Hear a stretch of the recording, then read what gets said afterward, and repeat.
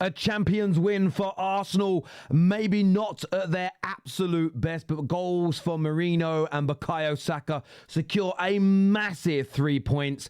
A brilliant response after the draw to Chelsea. They maintain their advantage at the top of the league. The squad demonstrated its strength tonight, in game and before it as well. This Arsenal team tracking towards almost 90 points this season. They are the side to beat. And tonight for me falls into that category of what I call a champions win. Why do I call it that? Arsenal weren't at their best. They weren't. They were the better team. If you look at, you go look at this game statistically, they had all the XG. They had 15 shots, 7 on target, 4 big chances in the game, 3 of which they missed. They only conceded 6 shots, only 1 on target again. It was another night that was fantastic. They couldn't really be penetrated. When I say Arsenal weren't at their best, I'm talking purely from a cutting edge point of view. Lacked a bit of clinical edge in the first half. I think Noni should have got a second goal at least and killed the contest. And it just took so long to get the second goal. That will frustrate a few Gooners, and I understand it because you're all emotional. You want your team to win. You want to be the best, and you don't want to feel that anxiety and pressure in a game. I understand it. But as a neutral watching, barring that header, and I want to take a moment to praise and congratulate David Raya, a fantastic header from Brentford. It's going in, and David Raya, with almost nothing to do prior to that moment, pulls out one of the saves of the season, not just at Arsenal, but in the Premier League. But it's important. On a night where Arsenal weren't taking their chances, didn't kill the game off, had that goal have gone in, it could have been a very different spectacle. It could have been a very different night indeed. And let's have it right, these were the games that last season Arsenal drew. These were the games that last season Arsenal, at this stage of the campaign, were throwing away valuable points in, allowing Liverpool to create that gap over them, essentially stopping there being a home straight race for a title because they were too far behind. And they've gone up a level this season, Arsenal. There is no doubt about it. They are my favourites to win the Premier League, and nights like tonight are absolute proof as to why that is. Now, when you look at I'm going to go to individuals in a moment, but I first of all want to speak about Mikel Arteta because he did something tonight that is difficult to do. He did something tonight that is really, really hard to do. And that is he rotated when already having had players out injured. So Saliba and Gabriel are out, okay? But then Timber gets a rest, Saka gets a rest, Eze gets a rest. That is brave. And that is very, very brave to do because you don't always, at the end of the day, you're already 2 players down. And you could argue Eze coming out and Odegaard coming back in is one of your real first team players coming back into the side. But it's at least 4 players being taken out, coupled with 2 injuries.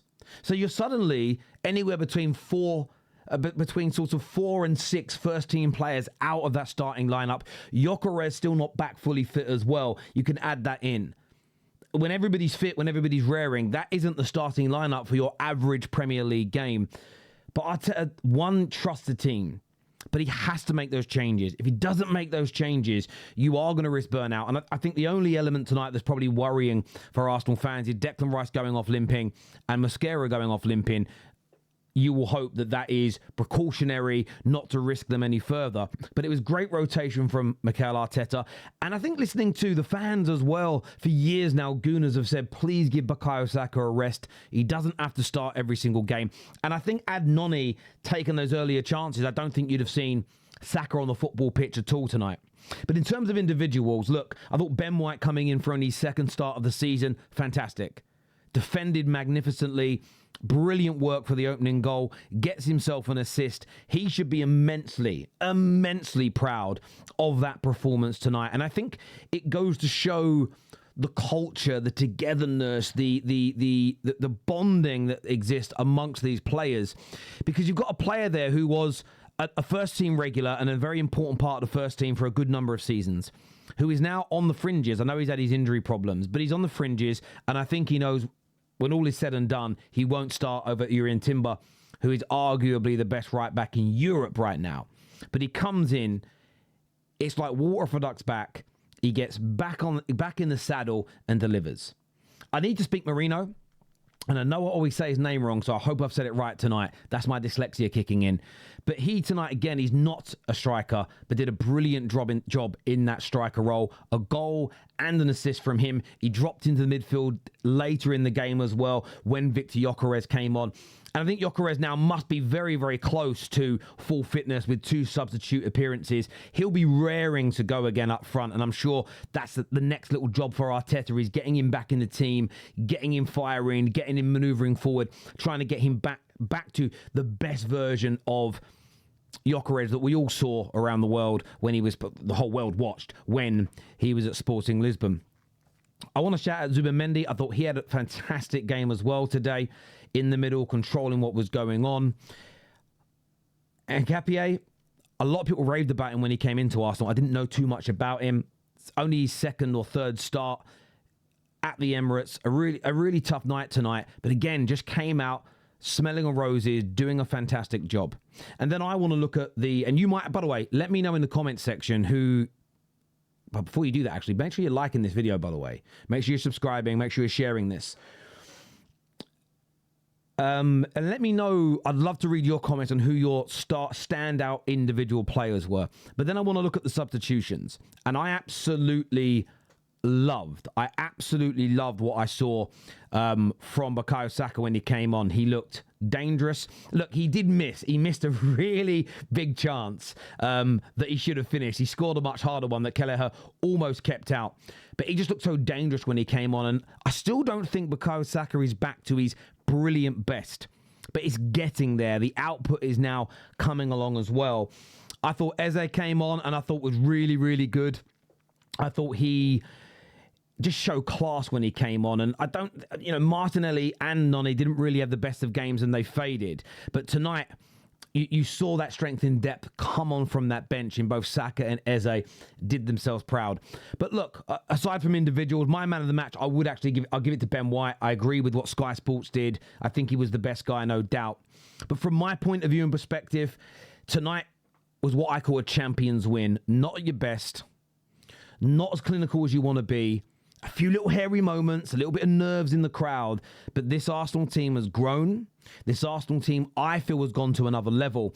And you only have to look. I care about these things. Yes, we watch football with our eyes. We watch the performances. But the facts back up what you see. Barely conceding any opportunities. Barely conceding good opportunities. Barely any shots on target. Barely any goals conceded. And I think a real important element that nobody is really speaking about is now 14 goals from open play for Arsenal. And why is that significant? Because most of them have come in the last 5 to 6 weeks of game weeks. They've gone up to 4th now in the Premier League for the most goals from open play. They have more open play goals than set-piece goals. And we always knew this was coming. We always knew this was going to happen. It was, for me, an obvious thing. It was always going to be the case where Arsenal's numbers resolve themselves, but it's more and more goals now. Over the course of November and December, no team, I believe, has scored more goals from open play in the Premier League than Arsenal, and that needs to be spoken about as well, because it was this weird agenda that was put up by the mainstream media. It's now over with. At least we can get back to assessing what they're doing, but the points they're tracking towards, the goals conceded they're tracking towards, the goals scored they're tracking towards, all things right now look like they will be champions of England. It's just about maintaining it. As ever, look, I want your thoughts. I want your opinions in that comment section below. Please like, share, and subscribe. And we'll see you all again very, very soon. Peace.